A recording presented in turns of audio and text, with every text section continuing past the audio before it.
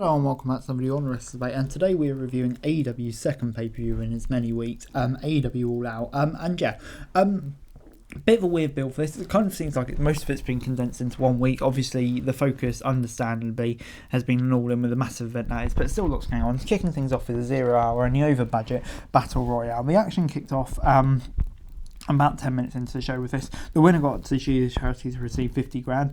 Stars such as Adam Page, Best Friends, Tony, Staunton Carson, Gates of Agony, Action and Andretti Scorpios got involved. Lots of comedy spots, which is par for these sorts of bouts. And after surviving a lot of punishment, Hangman ended up winning the whole thing. This was a fun and energetic way to get the show going. And I'm not going to complain. Obviously, it's for a great cause and everything like that. So yeah, 7 out of 10.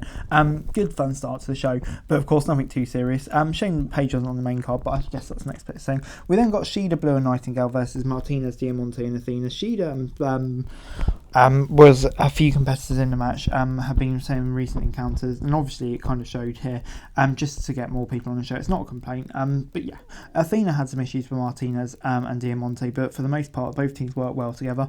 This ended up being as pretty much as you expected. All 6 women brought their A grade in front of our hometown crowd. Blue was the one who scored the win, which was a nice moment, and yeah, Babyface got the win as expected, kind of part of the course in this one. So yeah, not bad at all, just kind of out there, but not bad. 6 out of 10. The Acclaimed and Daddy Ass then defended their trio's title against Jarrett, Lethal and Singh, and yeah, the Acclaimed unsurprisingly got the win. Aubrey Embers was brought in as referees, got under Karen Jarrett's skin, and it worked perfectly. Karen helped her husband cheat whenever she could, so the bad guys had the upper hand at multiple points during the match. Dennis Rodman used Double J's guitar on him while Aubrey was distracted. This allowed Guns, Bowens and Cass to get the win. This was fun, maybe a bit overbooked, but I think it's just to get Rodman on the card, really. Bit of a shame it wasn't on the main card, just a week after winning it, but for what it was fun. Before it was time for the main card, Best in You Baby defending the RH tag titles against the Dark Order. Cole and Silver started with a quick exchange of takedowns, and a Crown started a double clothesline chant immediately. MJF took a shot to the neck and went out for a ring for a breather. Cole chucked them, but Silver took advantage of the situation. While the ref was distracted, Reynolds hit MJF with a chair.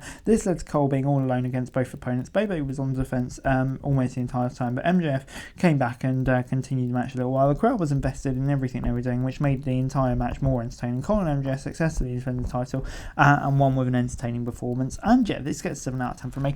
I don't know, maybe wasn't full with the storyline and stuff that we've seen in recent weeks. I still think there was probably better opponents than Dark Order, but for the match before what it was fun. There's enough decent slots in there, and yeah, keeps going, loving the storyline, looking forward to seeing where it can progress to too. But yeah, moving on into Samoa Joe as he defended the ROH TV title against Shane Taylor. As Joe made his way to the ring, he passed Cole and MJF on the ramp and made MJF angry, so the AEW checked him in a pull part ball. Joe almost looked happy that he got into MJF's head, and hopefully we get that feud next, because yeah, I'd love that. And the two men though in the match started throwing heavy hands on each other prickly. These are two guys that pride themselves on being powerhouses, so we saw much of that. They used a wide variety of offense to inflict damage, and after a great match, Joe was able to retain by submission. The match wasn't too long, but it was long enough to accomplish what they wanted to do, which was just a big mate slap. And yeah, it was entertaining for what it was. Didn't go out to say it's welcome. And yeah, it was just fun for what it was. So 6 out of 10. But moving on into Luchasaurus as he defended the TNT title against Darby Allin. Darby was hoping his back injuries from All In wouldn't be too detrimental here. And as usual, Christian Cage was there with his protege. But Nick Wayne was also at ringside to support Allin. As soon as the match started, the Living Dinosaur took control. He used his superior power to decimate the risk taker with brutal offense. This almost wasn't a match. It was a mauling. It was hard to remember the last time Allin spent much time being put through the ringer before he made a comeback. The challenger eventually found his second win, but he was immediately flattened when he tried to dive into Luchasaurus and made almost no impact with his body hitting the match. The match was more competitive after that, but it was still mostly Luchasaurus controlling the pace, but Allin got a short burst of offense. Christian then threatened to hit Wayne with a chair to distract down long enough for Luchasaurus to hit 2 tombstones and throw clothesline for the win. And yeah, it gets 7 out of 10 from me. This was a good win for Luchasaurus. I think kind of playing into Darby's injuries helped as well. Kind of gave him a get out clause, and still entertaining stories with Nick Wayne and stuff like that. Loving the stuff they're doing for Christian Luchasaurus as well. So yeah, fun match and enjoyed all the stories around it, I have to say. So yeah, gets 7 out of 10 from me. So that was Miro versus Powerhouse Hobbs in the second house fight of the night. Two big men. These guys are a relatively even match, of course, in all competitors. So neither competitor was able to control them for too long. Much like JV Taylor, this match was the epitome of a big man fight. If Iggy was watching the show, he would be having a great time. Hobbs and Miro did a great job pacing themselves, but there were moments when it felt like the crowd were waiting for the next move to happen because AEW action is usually so fast paced. However, when they got going, the crowd woke up again, and Miro and Hobbs woke up with some bruises in the morning, but it would have been a fun match. After a long battle that saw both men take each other to the limit, Miro made Hobbs tap out to get the win. This was outstanding from start to finish. They shook hands and to a standing ovation, but Hobbs attacked Miro before he could leave the ring. Then CJ Perry, otherwise known as Lana, made her AEW debut to save her husband with a steel chair, allowing Miro to recover and take him out. However, Miro seemed unhappy and left the ring while she was confused. So yeah, that's very interesting. I've been kind of anticipating Lana coming to AEW TV for a long time. I think it would have made sense with the Miro character, but yeah, maybe some tension here. Who knows? Well, I guess we'll find out on Collision this week. But yeah, this gets a 7 out of 10 from me. This was really good stuff. Pretty debut of Lana, big fan of hers, and yeah, intriguing storyline for Miro. But Miro gets a win in what was a really fun match.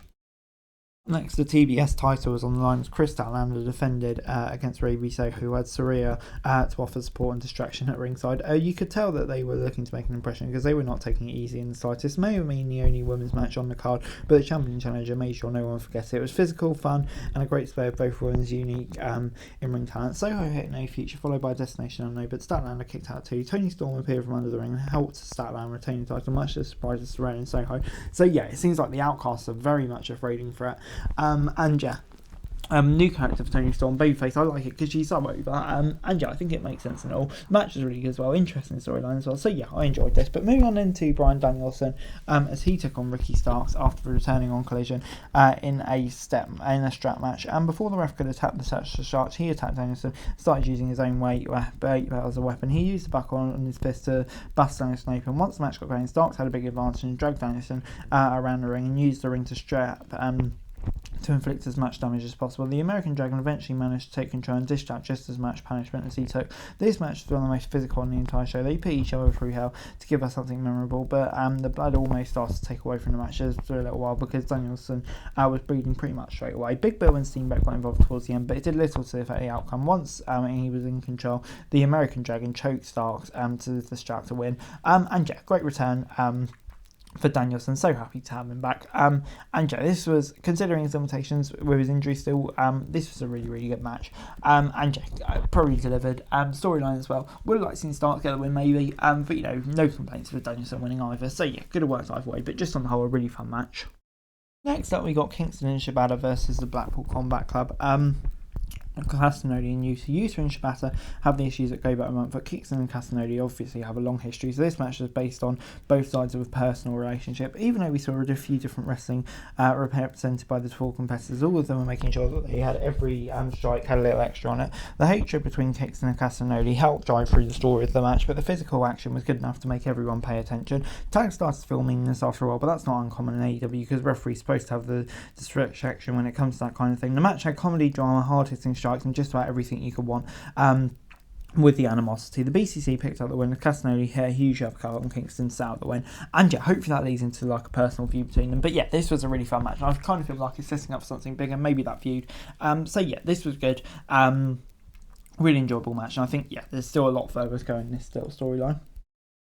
Next up was Kenny Omega versus Konosuke Takeshita, and they may have been competitors in the ring, but this is about the feud between Omega and Callis. The match was surprisingly normal in a lock-up exchange, but it didn't take them long to turn the dial up to 11 and start hitting big moves. After a little while, they slowed the pace down so they could sell each other appropriately without rushing. Takeshita started to take control of the match, as Omega showed each signs of exhaustion. Once the cleaner regained his composure, he began to hit some signature moves like the Snatch Dragon Suplex and the trademark dive over the top rope to the floor. While this match did have one or two missteps, it was also the best bout of the night. And yeah, after several close counters, Takeshita ended up getting the win in what may be considered an upset with a huge knee strike. But yeah, I think it's genius booking. Takeshita getting the upper hand on Omega 2 weeks in a row, that's going to give him a huge rub. And yeah, maybe ends the feud with Cass on top, who knows, maybe we'll come back again. But yeah, huge rub for Takeshita in a great match, 8 out of 10. But moving on then to FTR and the Young Bucks taking on Bullet Club Gold.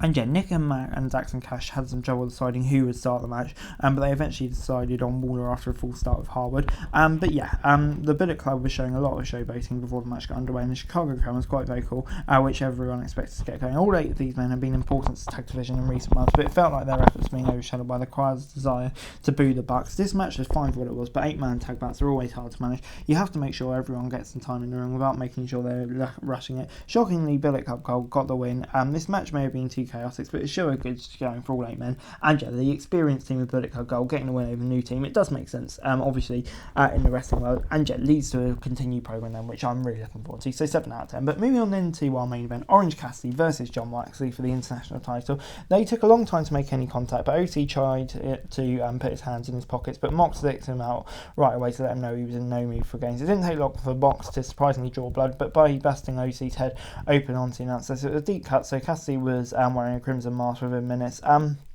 This was obviously intentional and designed to make OC a bigger underdog than he already was, and for the most part it worked. The longer the match went, longer Mox attacked the champion and his head. Cassidy was making a comeback after hitting the beach back on the floor, but after 2 range punches he ran right into a cutter. He fired back with another punch and a spear for a close 2. Somehow Cassidy managed to kick out the Death Rider, which rarely happens. He hit second to get the win before he became the new international champion. The way they told the story of this match, why it worked, the wrestling was good, but the drama and action surrounding it helped elevate it to another level. Both guys did an excellent job playing to their strength, and yeah, this gets an 8 out of 10 from me. I thought this whole thing was brilliant. Yeah, I mean, Cassidy, it just shows what he's done with his reign to get into a position where, you know, it's headlining an AEW pay-per-view. With the belt, so yeah, huge props has to go for him. Mox taking the belt from him, of course it was going to be a bang match, it always was with these two, but yeah, both of these men deserve to put on a pay-per-view ending main event like this. Yeah, just great stuff on the whole. Overall, AEW All Out gets a 7 out of 10 from me.